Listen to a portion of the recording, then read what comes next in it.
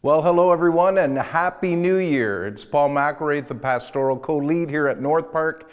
And you know what? Barry chatted a bit about this last week in his message. He talked about New Year's resolutions. And I don't know about you, but when New Year's comes, I also take time just to look back on my year. And as I think back on 2022, one of the highlights for me was that I had an opportunity to travel to Scotland. Now that was a bucket list trip for me. My family on both sides have our roots back in Scotland.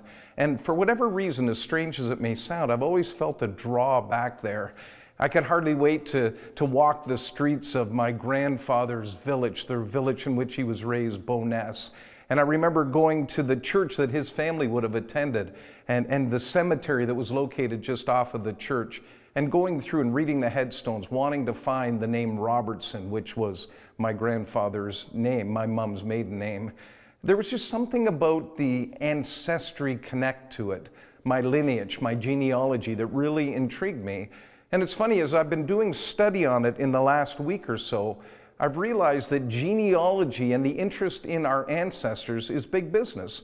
It's $1 billion industry in our world today.